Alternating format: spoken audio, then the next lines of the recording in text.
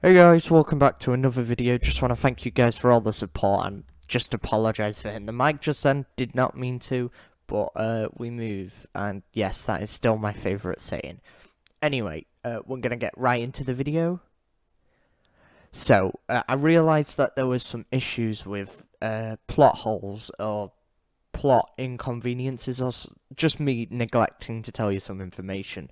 So, the information is, of course, why couldn't Deku just edit away the downsides of a quirk? Well, uh, the reason is because every quirk is a muscle. That's how it's been described throughout the whole show.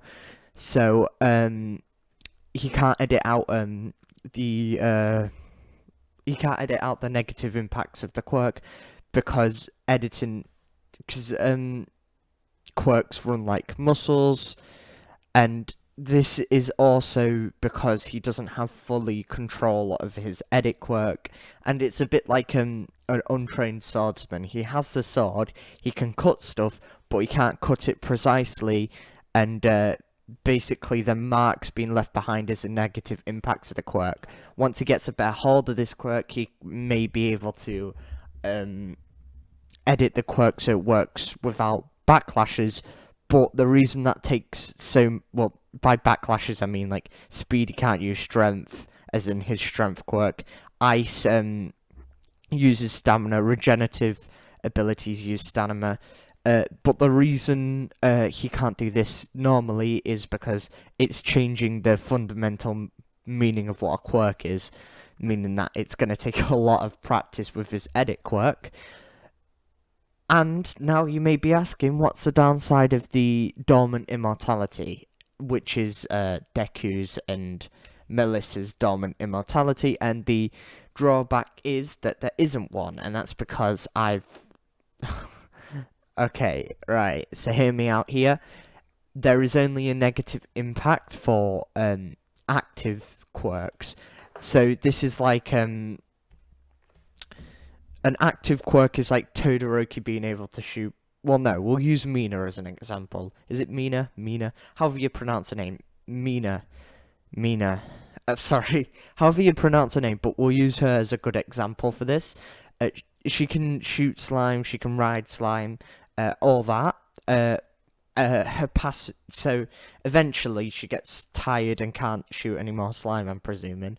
Wow, that sounds suspicious. Anyway, her passive ability is that her skin's like resistant to slime. This doesn't ever go because it's like a part of her body, if that makes sense.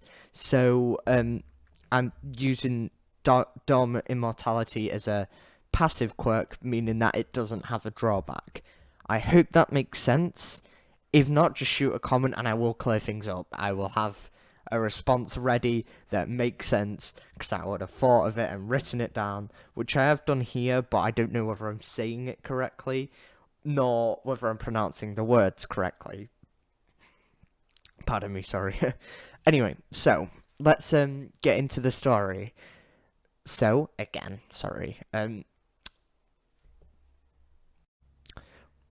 Right, so just picking up where we left off. The exam is over and everything's cleared up, and All Might's talking to Deku. This is after the exam, and he offers him one for all. Deku doesn't refuse, wanting to get as powerful as possible because he's fearful. The reason he's fearful is because he's heard about one for all for one from All Might, and if it's as powerful as himself, and if All Might thought that Deku was a disciple of All for One, he's scared about the power of All for One. Number two is because there's always Deku thought All Might's power was stood by itself, but now he's learnt that there's two sides to All for One and One for All. Now that he's learnt that there's two sides, he's fearful that someone else may have the other side of his power, if that makes sense. So like two sides of the same coin. So every power must balance on the hero side and the villain side. It's a hidden fear of Deku. Number three wants to become the symbol of peace. So having the symbol of peace's power will be a lot more easier to explain than Deku having an edit ability quirk, if that makes sense. So Deku having multiple quirks would be harder to explain than Deku just focusing on All for One at the minute. So he realizes that him just using All for One um throughout the whole whatever will just be easier to explain. And hoping that none of the students really noticed. Of course, he's gonna have to sort out Uraka because she definitely did notice, but the rest of them could be just chalked up to I don't know, someone else was helping out, or some lame excuse that Ida doesn't really believe, but everyone else just eats it up because that's how society works. Why would UA lie to them? So I can't remember. Deku takes one for all. This then leads me on to. Well, no. This leads me on to Deku going home, and that's when he gets a call from Melissa. Deku is like, "Oh, hi, Melissa. How you doing?" Melissa says, that's fine, but kind of irrelevant at the minute. Because, of course, how did you do for UA? And Deku responds with, well, I don't fully know yet, but, well, I think I got in. And that's when he also tells her about his day. And, of course, he mentions the fight with All Might and how he technically won the fight and healed All Might. And Melissa's just shocked, but then she kind of smirks and thinks to herself, well, this is Deku we're on about. He's literally given me dormant immortality, which she is grateful for. The call ends, they both go to sleep, and the first day of UA happens. You may be asking yourself, James, if they went to the UA exam, bloody hell. Sorry, James, if UA started, what did they do in between the UA exam and the beginning of UA? Well, I'm here to answer that, because I just ended it realising that I've left a bit of gap here. And let me just pull up my notes real quick. Okay, no, that's Discord. Sorry about this, very unprofessional of me, but well, of course, there's a time skip here, and that is just Deku training.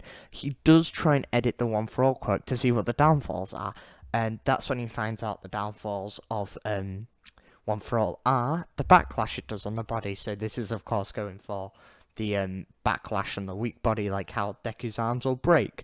But that's when it has like brackets next to it and says equilateral. No, that's not the word I'm looking for. It says neutral, sorry. Neutral. We'll just go neutral. And then Deku looks into it more, and he realizes because Deku's body is reinforced, because Deku's body is reinforced from the time he edited his quirk, well, his whole body edited with the energy. If you remember when back in like episode 1 or 2, he had that big spurt of energy and his whole body got reinforced so he could take the edit quirk. Well, that reinforced him enough to take the One For All quirk, meaning that he's perfectly fine in the strength department to handle 100% of One For All. And then he realizes that there is a mystery section of One For All that's all blanked out with weird text that he's never seen before, and he just thinks it's a glitch within the panel, but then he thinks a glitch within the God's power is a bit weird. Maybe you should ask All Might about this. So yeah, that's what he's got up to within the time skip. So UA starts. Bakugo is angry at Deku because Deku shouldn't be able to be in UA. That's not fair. How does he get into UA even though he's quirkless? But before Bakugo can do anything, Ida walks up to him and says, oh wow, dude, you took on that robot with some other people's help. That's pretty impressive. And then Uraka goes, He didn't get help when he took down the robot. And then Deku's like, oh, there's that girl I saved. He then pushes her out of the classroom and quickly tells her that, oh, can you go with Ida's story that other people helped me? I'll explain why later. That is when Aizawa walks out and then looks at Deku with, like, the evil eyes and tells him, can you get yourself and that girl back into the classroom? And Deku says, I'm sorry. So Deku gets back into the classroom and that is when Aizawa starts telling them things like, "Oh, welcome to UA. I can't believe it took you guys so and so to show up. I think it was like 3 minutes." And on top of that, someone had the audacity to go outside the classroom, even though I was waiting for them to shut up. Unbelievable. That is when Uraka. Well, no, that's when Aizawa continues speaking, and he mentions the fact that they're going to be having an examination today, and Uraka breaks up like, wait, don't we have a orientation speech? And then Aizawa's like, do you think heroes have time for an orientation speech? Anyway, so today we will be doing an exam, a fitness exam like you would do in a normal school, except there's one big change, and that's the fact that you can use your quirk this time. Before this happens, Deku, we're gonna have to have a talk with you. Aizawa takes Deku out of the classroom. Aizawa's like, okay, so we know about you, and select staff know about you inheriting One for All. We are, well, I've been told to, as your homeroom teacher, to basically tell you to limit your powers. You can only use 50%, and this is really at a push. Now, I'm going to excuse you from the testing today, because we don't want you harming any of the other students, nor do we want any of the villains knowing about your power. Instead, we're going to take you to one of the hidden training facilities we have around campus that the heroes don't know about yet. The reason we're doing this is to keep you out of the sight from... Sorry. We're taking you to a hidden facility that not many heroes, never mind villains, know about yet. This is so we can keep your ability and everything about you a secret. This is because you're a prodigy. We don't want the heroes knowing how powerful you are yet, because we don't want the heroes, we don't want society, and we especially don't want the media or villains to know how powerful you are yet. This is especially for the villains, is because they may train more, it may inspire them to get stronger. See, we've already got some intel on them, and we think that they're planning to take out All Might. They find out about you, then they plan to take out even stronger people. So we're going to take you to a hidden facility like previously mentioned, and we're going to get All Might to train you up. Well, since he's no longer injured, he should be able to use his power for, we predict, around 4 or 5 hours a day. This is, of course, for training you, taking away all the time he uses saving citizens and stuff. So you should be able to get a good few hours training him, and of course, if any of you get hurt, we will use recovery quirk rather than your regeneration due to the drawbacks that we have learned from the UA exam. I hope you understand this. As for cover, we're going to say that you're ill for this training examination.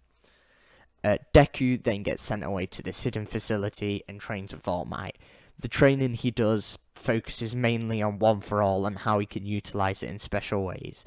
Deku learns about the Detroit Smash and how to successfully Detroit Smash, as well as starting to learn how to use a power in the air.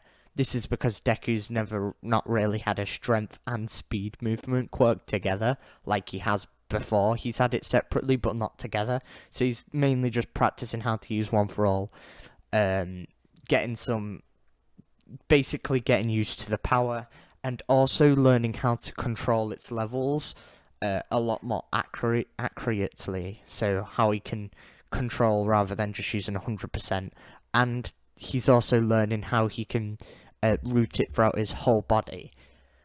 Deku learns this pretty much within one day, but he's still shaky on it, so he don't fully know it. So I'm just gonna call it full cowling, though they do not call it full cowling yet, because they don't see it's a special move, more just Deku controlling his power like in the anime it's kind of a special move, but Deku just, whenever he activates One for All, his aim is to use quote-unquote full curling immediately.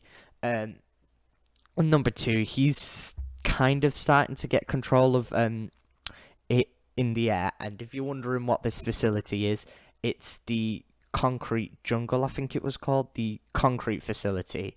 So they've also got Cementos there.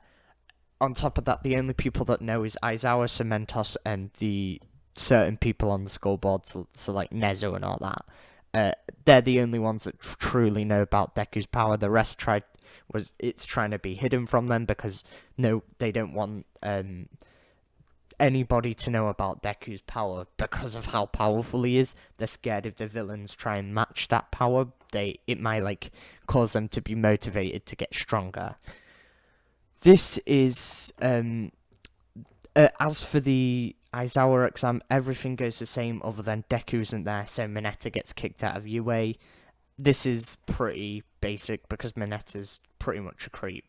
So Deku, after this training exam thing, not exam, sorry, after the training sequence, Deku goes back to class and everyone asks whether Deku's okay, and that's because the excuse for him going was that he felt sick, so he was sent to the nurse to see whether it's okay, and Deku gets told about this excuse, so Deku's just like, yeah, I'm fine, I guess it was just nerves or something. Deku realizes this excuse isn't going to hold up. Anyway, so the day goes on as normal until the end of the day. Deku asks Uraka to go on a walk. This is because Deku wants to explain everything about his quirk, which he does to her, and Uraka doesn't quite know why he's keeping it a secret. And that's when he says, well, it's not me that originally wants to keep it a secret. When it comes to One for All, when it comes to the strength side of my quirk, but it's basically, sorry, he's explained that he can edit quirks to Uraka, and then Deku's like, oh, I want to keep it a secret because people find it weird that I have this ability, and I don't want to weird people out, and Uraka's like, yeah, that's fine. And then he's also like, oh yeah, I don't want anybody to think they can abuse me for my power as well, and Uraka's like, oh yeah, I guess I understand that. Yeah. So this leads me on to the All Might exam. Yet again, I want to apologise if this doesn't quite make sense. I don't think I've made it make sense, but hopefully I have. And if I have, just tell me if there's any plot holes, tell me in the comments and I'll fix them over text and then put it in my notes and then fix it in part 6. Anyway, I want to thank you guys for watching. Absolutely fantastic. You're an amazing audience. Goodbye. This should come out at 9 because I told you it would come out at 9. So yeah, see you then. I might premiere it so I can talk to you guys a little bit beforehand. Thanks for watching. Goodbye.